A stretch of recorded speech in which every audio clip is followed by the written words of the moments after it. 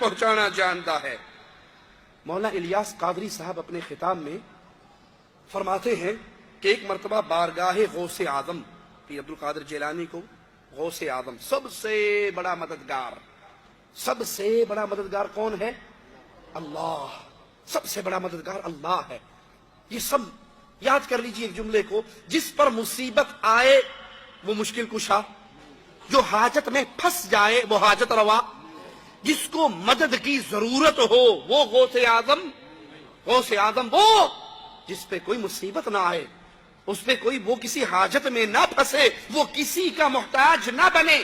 پیر عبد القادر جیلانی کی غوث اعظم کی بارگاہ میں لوگوں نے آ کے عرض کی، سیدی قبرستان میں ایک قبر سے مردے کی چیخ و پکار بلند ہو رہی ہے، مرشد کرم فرمائیے۔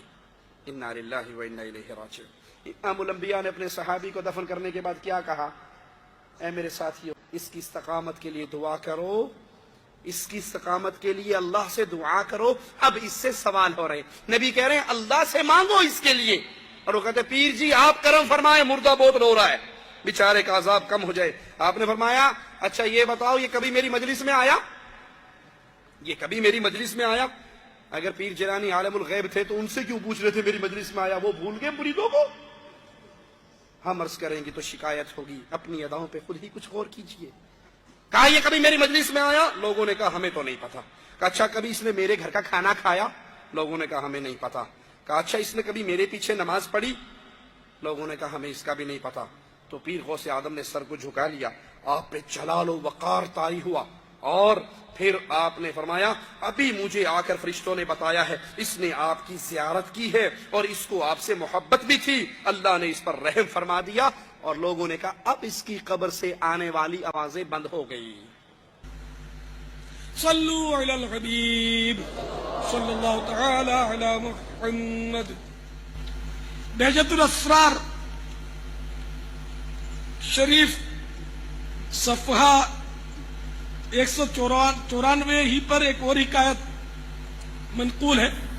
ایک بار بارگاہ غوثیت مآب علیہ رحمت الطواب میں حاضر ہو کر لوگوں نے عرض کی، یا سیدی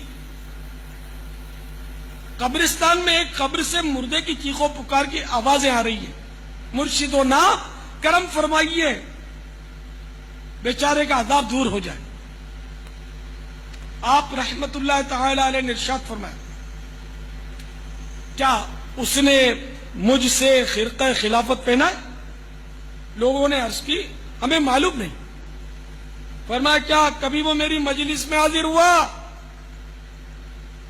لوگوں نے لا علمی کا اظہار کیا۔ فرمایا کیا اس نے کبھی میرا کھانا کھایا؟ لوگوں نے پھر لا علمی کا اظہار کیا۔ آپ رحمت اللہ تعالی علیہ نے پوچھا کیا اس نے کبھی میرے پیچھے نماز پڑھی؟ لوگوں نے وہی جواب دیا۔ تو سرکار غوث پاک رحمت اللہ تعالی علیہ نے سر مبارک ذرا سا جھکا لیا تو آپ رحمت اللہ تعالی علیہ پر جلال و وقار کے آثار ظاہر ہوئے، اور کچھ دیر کے بعد فرمایا مجھے ابھی بھی فرشتوں نے بتایا